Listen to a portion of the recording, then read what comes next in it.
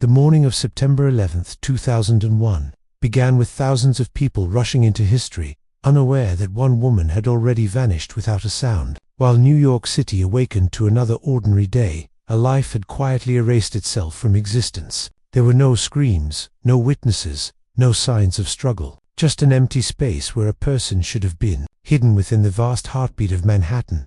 Her name was Sneha Philip, a young medical doctor with a troubled past, a failing marriage, and emotional struggles few people fully understood. While the world would soon focus on a tragedy that shocked humanity, Sneha vanished into the shadows.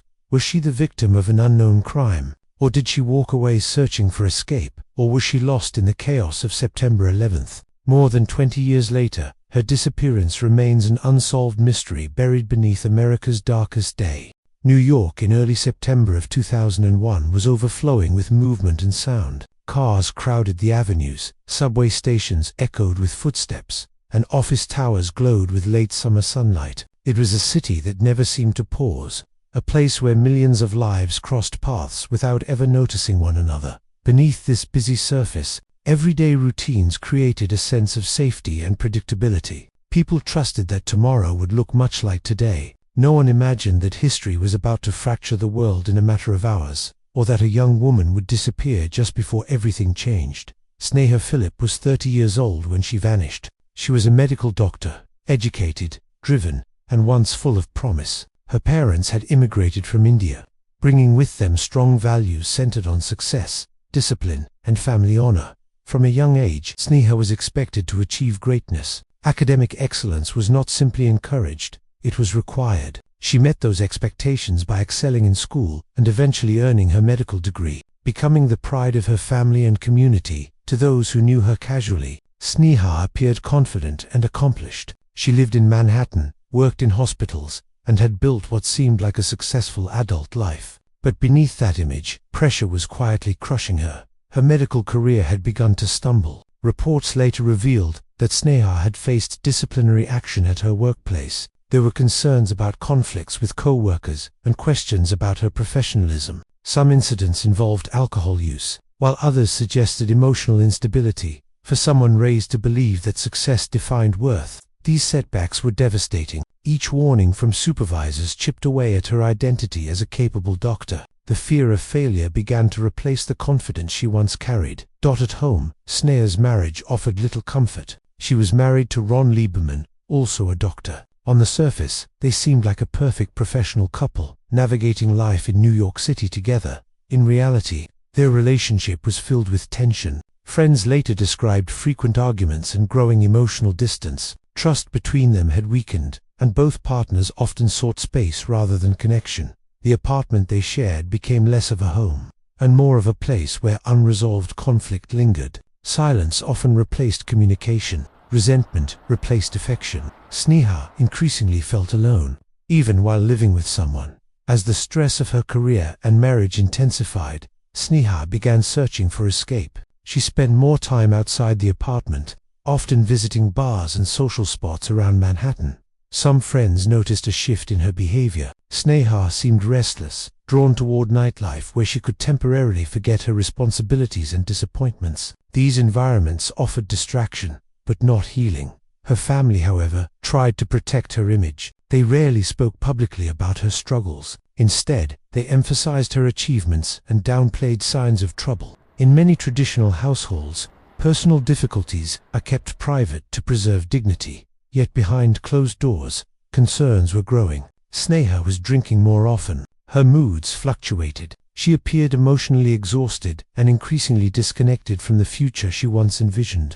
Psychologically, Sneha displayed patterns often associated with internal crises. There were signs of mild depression, emotional burnout, and a deep sense of frustration. She seemed caught between who she was expected to be and who she felt she had become. People experiencing this kind of conflict frequently seek relief in risky behaviors or drastic changes. It is not always about self-destruction. Sometimes it is about desperately searching for a way to breathe again. Sneha's world mirrored her internal conflict. Manhattan surrounded her with noise, movement, and endless crowds, yet loneliness thrived beneath the surface. In a city of millions, it was easy to feel unseen and disconnected. Her marriage no longer offered comfort or emotional security, becoming instead a source of tension and distance. Her medical career, once filled with promise, now brought frustration and self-doubt. Even her social life provided only temporary escape, never true peace.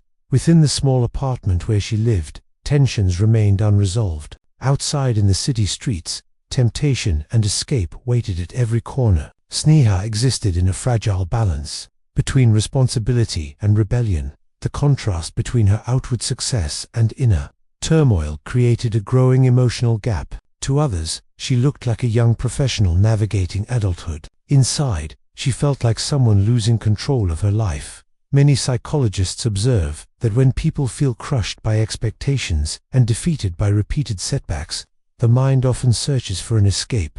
The fantasy of starting a new life can slowly grow stronger, offering a sense of control and freedom when reality feels overwhelming and unbearable. The desire to escape may have been quietly growing long before anyone noticed. Emotional exhaustion often develops in silence, hidden behind daily routines and forced smiles. Whether she consciously imagined leaving her life behind or simply felt trapped with no clear direction, her inner struggles placed her in a fragile psychological state, where impulsive decisions and dangerous situations become far more likely. She appeared to be standing at an invisible crossroads. One path required facing her failing career, repairing a broken marriage, and confronting the growing sense of personal disappointment. The other offered a release from responsibility, shame, and expectation. For many in emotional crisis, disappearance can feel less like running away and more like relief. Those closest to Sneha never realized how near she was to slipping completely out of their world. In the days before she vanished,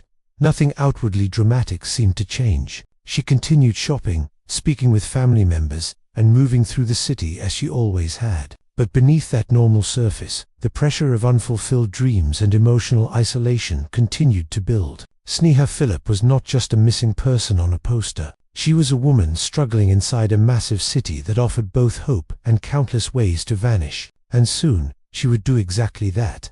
The final confirmed moments of Sneha Philip's life began on the evening of September 10, 2001, in Lower Manhattan. The city was alive with movement as workers finished late shifts and shoppers crowded the streets. Nothing in the air suggested that both personal and national tragedy were only hours away.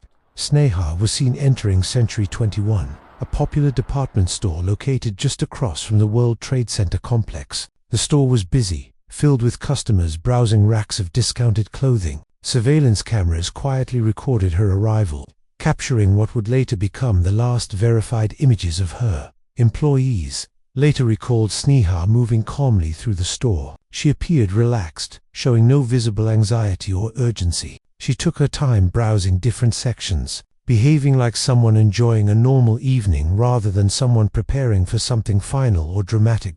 During her time inside Century 21, Sneha purchased several items, including lingerie, a pair of shoes, and small personal gifts. Investigators later noted that these purchases were inconsistent with the behavior of someone planning to disappear permanently. As there was no sign of preparation for travel or survival, psychologists often observe that individuals who intend to run away typically conserve money and focus on essential items. Sneha's shopping habits that evening suggested she fully expected to return home and continue her daily routine, not abandon it. After leaving the store, Sneha made her way back toward the apartment she shared with her husband in Manhattan. At some point later that night, she arrived home. Her husband was not there.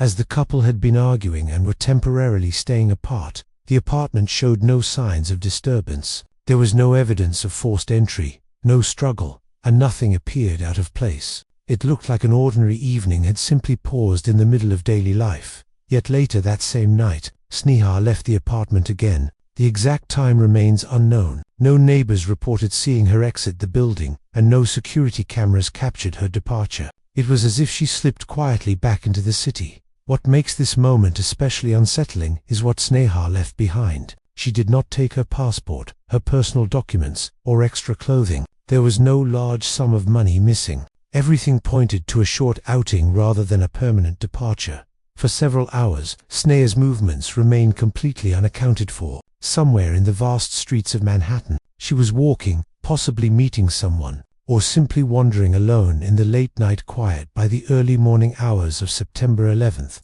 Her absence had not yet raised alarm. Her husband assumed she may have gone to work early, as medical professionals often worked on predictable schedules.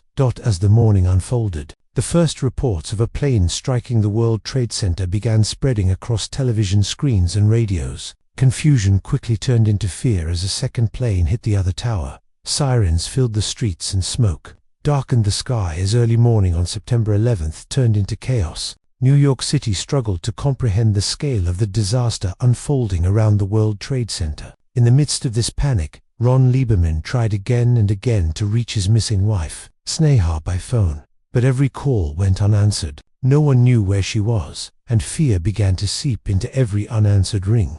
When police were notified, the initial assumption was that Sneha might have been injured, trapped, or overwhelmed with victims. Given her medical training and proximity to the disaster site, investigators began checking local hospitals and emergency rooms across the city, but none had records of her admission or treatment. Amid the chaos, doctors and nurses were overwhelmed, but Sneha's name never appeared on any patient list. Authorities didn't stop at hospitals. They expanded their search to shelters, relief centers, and temporary medical stations set up in the aftermath of the attacks. Volunteers and first responders were pressed into action everywhere. Still, no trace of Sneha could be found. Her credit cards, passport, and phone lay untouched. There were no financial transactions or communications after the night of September 10th. As if her life had frozen in the moment she walked out that apartment door. Surveillance footage became one of the most scrutinized pieces of evidence. Cameras captured Sneha inside the Century 21 department store near her home on the night of September 10th,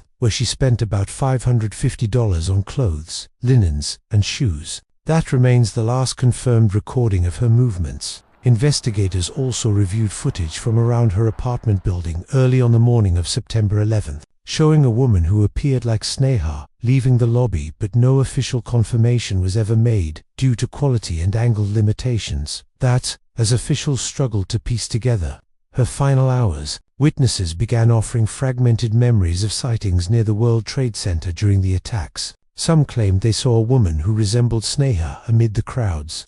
Others said someone might have rushed toward the towers as they burned, perhaps instinctively trying to help. But none of these accounts could be verified with solid evidence, video, or identification. The investigation was complicated further by personal aspects of Sneha's life that emerged later. Reports indicated she faced professional setbacks, legal troubles involving a false report charge, and strains in her marriage. Some narratives suggested she spent nights at bars or with acquaintances, though family members disputed certain claims and emphasized she remained close to them. These details led some to speculate she might have walked away before the attacks, but no research, planning, or preparatory evidence was ever found to support that theory. With no body, no confirmed presence at Ground Zero, no credible eyewitness testimony, and nothing to tie her to any other location or crime, a haunting question remains. Did Sneha disappear before the terrorist attacks, or did she become an unrecorded victim of them? In 2008, a court officially declared Sneha a September 11th victim, despite lacking physical evidence. After the September 11th attacks, New York City descended into unprecedented chaos. Amid the confusion, police began investigating Sneha Phillips' disappearance, initially assuming she may have been injured or killed near the World Trade Center. At that time, most resources were focused on rescue operations and identifying victims from the disaster. Major hospitals across Manhattan were repeatedly searched. Lists of injured individuals and volunteer medical workers were carefully reviewed. Given Sneha's medical background, investigators believed she might have gone to assist at emergency sites. However, her name never appeared in any hospital records, increasing concern among authorities. At the same time, officials examined official death lists from the 9/11 attacks. Over the years, thousands of victims were identified through DNA and personal belongings, yet no biological trace or personal item was ever connected to Sneha Phillips. She remained completely absent from every formal record. As the investigation slowed, media attention rapidly intensified. Newspapers and television programs began calling Sneha the woman who disappeared with 9/11s. The story spread nationwide and became one of the most haunting mysteries linked to the tragedy. The coincidence between her disappearance and the terrorist attacks fascinated the public. Public opinion soon became deeply divided. Many firmly believed Sneha had died in the collapsing towers. They argued that as a doctor, she would naturally run toward danger to help the injured. Unconfirmed witness reports claiming to have seen a woman resembling Sneha near the disaster site strengthened this belief. Supporters of this view pointed out that not all 9/11's victims were fully identified. The extreme destruction of the towers left many remains unrecognizable. Therefore, the absence of physical evidence did not necessarily mean Sneha was not there that morning. Others strongly questioned this explanation. They noted that forensic teams managed to identify most victims, even from very small remains. The complete lack of evidence connected to Sneha led them to believe she might not have died in the attacks at all. Theory A. Sneha as a victim of 9/11's. According to this theory, Sneha may have been close to the World Trade Center on the morning of September 11th and instinctively moved toward the unfolding disaster. Witnesses later claimed to have seen a woman resembling her rushing in the direction of the towers, possibly trying to reach injured victims. As a trained physician, running toward danger rather than away from it would have aligned with her sense of responsibility. And medical oath. Supporters of this belief argued that the destruction was so severe that not every victim could be fully identified. Thousands of remains were fragmented beyond recognition, and some victims were never recovered at all. Sneha may have been among those lost in the collapse, her body reduced to unidentifiable remains, leaving behind only questions and the haunting possibility of a hidden sacrifice. Theory B. Sneha chose to disappear. Of this theory point to the intense pressure Sneha was experiencing in the months before her disappearance. Her medical career had begun to collapse after legal troubles related to alcohol temporarily cost her professional license. The future she had worked so hard to build was suddenly uncertain. At the same time, her marriage was unraveling, filled with arguments and emotional distance. Friends later recalled that Sneha seemed withdrawn, overwhelmed, and deeply unhappy, as though carrying a quiet inner storm. They believe the chaos of September 11th may have presented Sneha with a rare chance to disappear completely. With the city in confusion, records disrupted, and attention focused on the attacks, slipping away would have been easier than ever. Yet this theory raises doubts. Sneha left behind her passport, money, and personal documents, and no bank activity followed, suggesting escape may not have been carefully planned. Theory C. Victim of a personal crime. Investigators and online researchers believe Sneha may have encountered danger even before the September 11th attacks began. The hours following her departure from the apartment on the night of September 10th remain completely unaccounted for. There are no confirmed sightings, no surveillance footage, and no witnesses who can say where she traveled or who she may have met during that time. That missing stretch of hours has become one of the darkest gaps in the entire case. Rumors later surfaced suggesting that Sneha sometimes explored Manhattan's nightlife alone and formed new acquaintances along the way. Some speculate she may have arranged a late-night meeting that took a tragic turn. If violence occurred shortly before the attacks, the chaos of September 11th could have easily concealed the crime. Police resources were overwhelmed, and attention shifted entirely to the disaster. Still, no body, crime scene, or physical evidence has ever confirmed this theory. Years after Sneha vanished, her family refused to let the case fade into silence. They filed multiple legal requests, demanding access to additional surveillance, footage from nearby buildings and streets surrounding their apartment, and the shopping area where Sneha was last seen. Investigators hoped that unseen recordings might reveal her movements after leaving Century 21. However, officials later confirmed that most of the footage from that time had either been routinely erased, damaged during the attacks, or was too unclear to provide useful evidence. In 2008, after years of uncertainty, a New York court made a controversial decision. Based on circumstantial evidence and the likelihood that Sneha had been near the World Trade Center, the judge officially declared her a victim of the September 11th attacks. Her name was added to the memorial, even though no physical remains or confirmed sightings ever linked her directly to Ground Zero. The ruling brought legal closure, yet it only made the mystery feel heavier. Without a body, without proof, and without a clear timeline, Sneha Phillips' fate remained uncertain. The courtroom had offered a conclusion, but not an answer. The three major theories continued to stand side by side, each possible, yet none confirmed. More than 2 decades later, her disappearance remains suspended in silence, as if the truth itself was lost within the shadows of that unforgettable day. To understand what may have happened to Sneha Philip, we must step beyond timelines, witnesses, and physical evidence, and enter the fragile landscape of the human mind. Disappearances are rarely just sudden events. They are often the final chapter of a long emotional journey. Long before a person vanishes from sight, they may already be slowly retreating inward, struggling silently with pressure, disappointment, and confusion that no one fully sees. In the months leading up to her disappearance, those close to Sneha noticed clear changes. Her energy faded, her moods shifted. The ambition that once defined her began to erode into exhaustion and frustration. Friends described her as withdrawn, restless, and increasingly detached from the life she had worked so hard to build. What once looked like confidence now appeared fragile, as if she was holding herself together by sheer effort alone. Psychologists often refer to this stage as an identity crisis. It occurs when the image a person holds of themselves no longer matches reality. Sneha had built her sense of worth around becoming a successful physician. Medicine was not just her career, it was her purpose, her pride, and her family's hope. When disciplinary problems and professional setbacks threatened that identity, the foundation of who she believed she was began to crack. Career stress likely played a powerful role in her emotional decline. The medical profession is known for intense pressure, long hours, and constant demand for perfection. For someone already struggling internally, the weight could become unbearable. Studies show that individuals facing professional failure often experience shame, hopelessness, and a loss of control. These emotions can spiral into depression, impulsive behavior, or a desperate need to escape painful realities. Sneha's removal from hospital duties represented more than professional trouble. It marked the collapse of the future she had built her identity around. No longer seeing herself as a successful doctor, she likely felt a deep loss of purpose and self-worth. At the same time, her marriage was falling apart. Emotional tension at home intensified her isolation.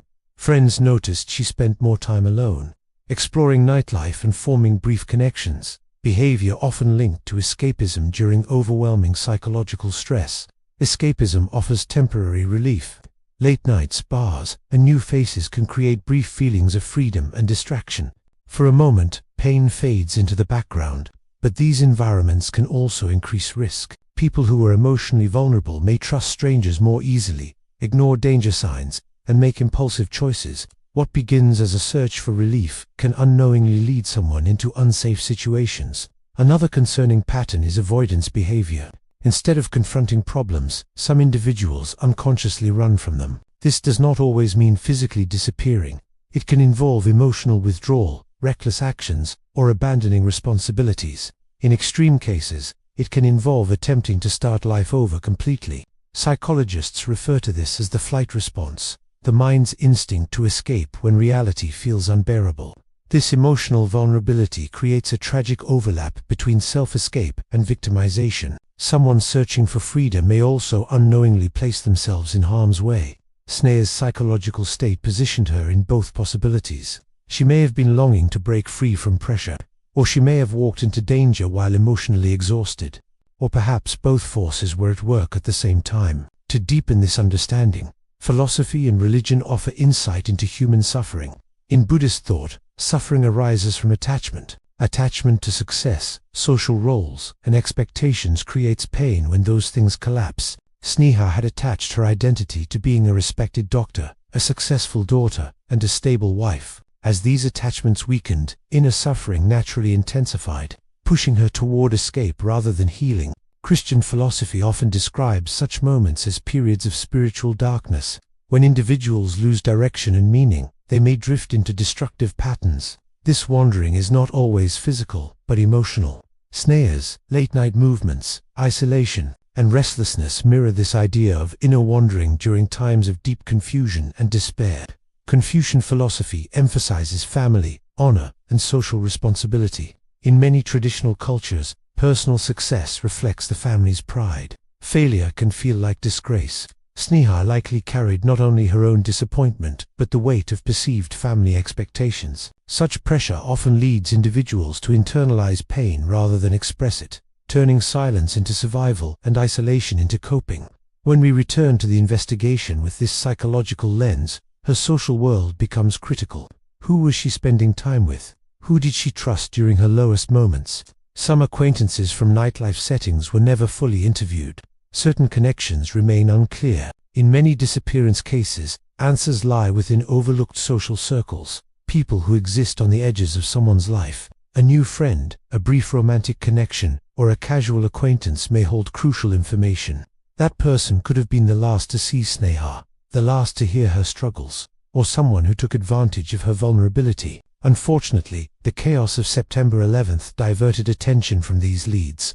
Critical investigative windows closed, memories faded, potential witnesses were never identified. This brings us to the haunting question: can someone truly disappear in a city as crowded as New York? It seems impossible, yet history proves otherwise. Big cities offer anonymity, chaos creates opportunity, and tragedy brings distraction. September 11th combined all three. Psychology describes this as ambiguous loss, a state with no closure, where death is unconfirmed and survival uncertain. Sneha Phillips' case fits perfectly, leaving her family suspended between hope and grief, with endless theories but no truth. Perhaps the most unsettling truth is that disappearance is rarely a sudden act. It is often the final stage of a long emotional struggle, shaped by pressure, disappointment, isolation, and silent pain. Sneha's story may not only be a mystery connected to September 11th, but the quiet unraveling of a woman long before that day arrived. Sometimes people vanish not to be forgotten, but because they no longer know how to remain. Sneha Phillips' disappearance remains one of the most haunting mysteries connected to September 11th. Whether she perished in the chaos of that morning, walked away from a life that felt unbearable, or became the victim of an unseen crime, the truth was swallowed by history's darkest day. Her story reminds us that not every tragedy comes with clear answers or visible endings. Some disappear silently, buried beneath massive events that dominate history. While the world grieved an unimaginable disaster, one woman's life faded unnoticed, swallowed by chaos and forgotten within the shadows of a larger catastrophe. And sometimes, the greatest mystery is not how someone died, but whether they are gone at all. If this story made you reflect, remember to like, share the video, and subscribe to our channel for more true crime stories and psychological investigations. Some crimes leave no screams, only questions, and some silences echo louder than any confession. Thank you for listening to Criminal Mindcast.